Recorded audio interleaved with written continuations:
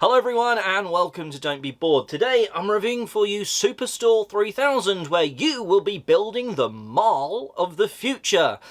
You will be placing tiles, growing this skyscraper of a mall, adding restaurants, hairdressing shops and so much more into this mall, as well as quite weird and crazy futuristic attractions. Let's jump into roughly how the game plays, and then I'll give you some pros and cons to let you know if you should be adding it to your collection.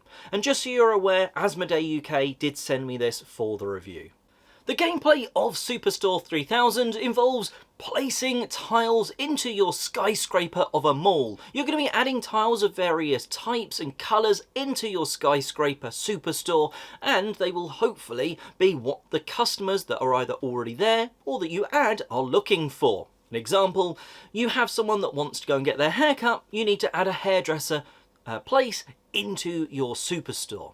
The player who satisfies the most customers is going to get the most points for that aspect, and then you're going to go through the different colours and types of tiles that have been blobbed together in the biggest clusters, and people will score for those. You'll also be scoring some points based on some of the things that you build into your superstore and the attractions that you get from completing objectives, like mini objectives that change from one game to the next, adding these huge tiles of attractions into your superstore. So how do you do all this? Well, on your turn you've got a choice between two things. Either build something or take some money. You're going to want money because that's going to allow you to have a bit more choice when it comes to what to build. If you can do any of those objective tiles on your turn, you can choose to build one of those. Otherwise, you're going to look at the dispenser, and that's what you're going to be doing for the majority of the game. If you don't have any money, you can only look in the bottom row. There'll be 2 free tiles available to you.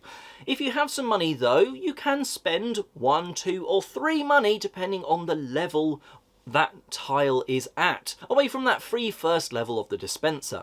So you choose which tile, potentially pay some money for it and build it by adding it into your superstore. And you're going to start with an entranceway that can have 2 things above it.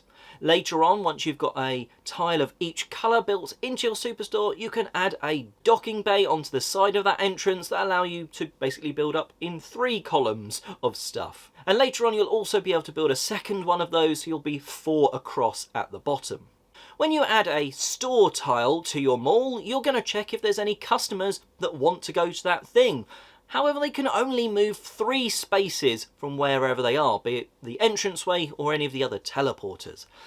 There's also the teleporter tiles, which add customers into your store.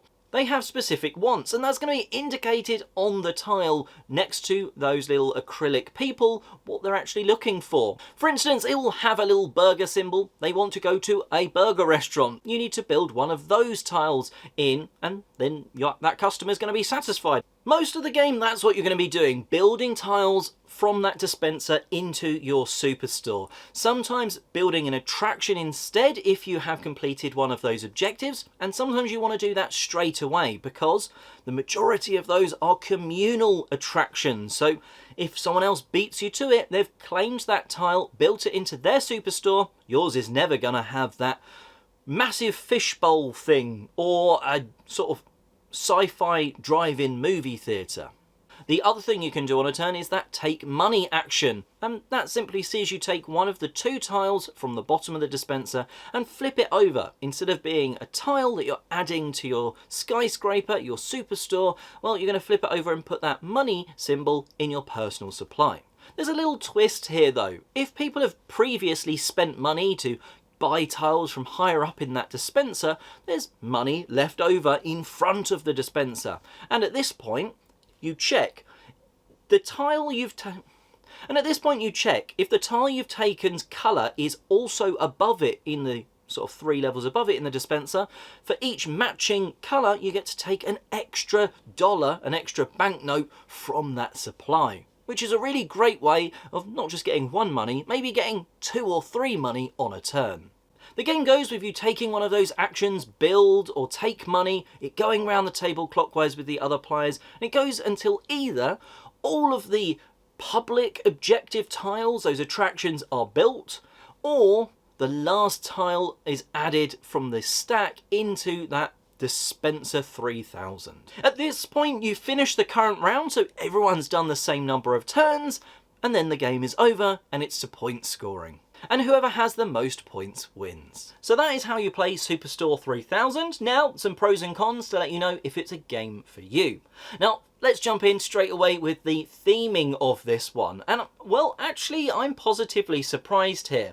I think there's some definite aspects of it that even help you teach, which is sometimes what I'm looking for in a theme. Other times I'm looking for fun or something extra that it builds up narrative. But in this case, I think it makes some of the mechanics of the game make a bit of sense. While it doesn't necessarily make sense why a customer's only happy to walk 3 stores away from wherever they are, be it the teleporter or the entranceway, to a store that they want to go to, they're very lazy, apparently. While that doesn't necessarily make sense, the shopping and ideas make sense. A customer comes in wanting a burger. They don't want to go to an ice cream store. They don't want to go to the theatre. They want to go to a burger restaurant. That all sort of makes sense, and you can explain that chunk of the game very easily thanks to the theme. It does, though, give the game a very unique look on the table, not just from the fact that you've built this massive skyscraper up in front of you, but it also means it's very colourful. And then you've got the attractions, which are a huge attraction to the eye when they're placed on the table. They are very weird, very wonderful, and they really do make the game stand out.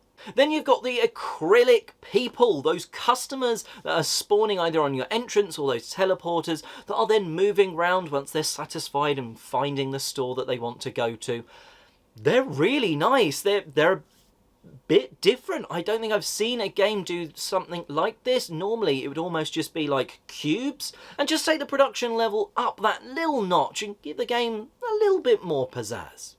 Now, one thing that I didn't anticipate going into the game is it's got a bit of a puzzle nature about it. I wouldn't go as far as to say it's a puzzle game, heads down doing your own puzzle, because you definitely need to pay attention to what your opponents are building.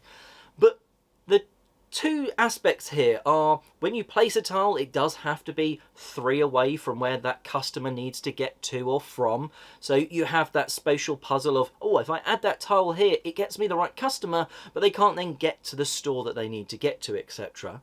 You also have the other aspect that the objective cards are trying to make you do different configurations of those tiles. Maybe have 3 blue tiles next to each other in a sort of horizontal row or a diagonal line, or just you need a certain number of any colour tile but above like the 6th floor, and you can really sort of work out like, oh, I can do these ones, and it's just a bit more of a puzzle to the tile placement that I hadn't maybe anticipated going in. One of the coolest features of the game has to be when you're adding those attraction tiles. They're big, they're different, they look crazy in a good way on the table. However, I think there's certainly some that cause a little bit of a sort of potential runaway situation. Just because of the way some of them overlap.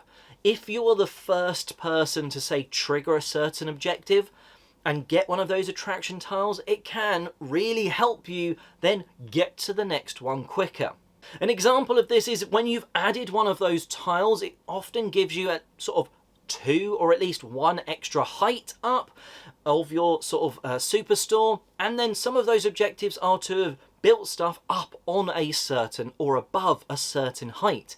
So by taking something tall and adding it to your structure, not only is it scoring you points, it's also potentially boosting you from like the 4th level up to the 6th level straight away to then build above.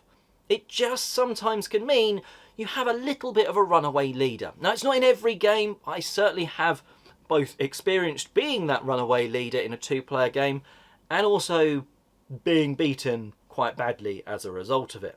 Now, there are plenty of ways to score. Satisfying customers, having blobs of those coloured stores.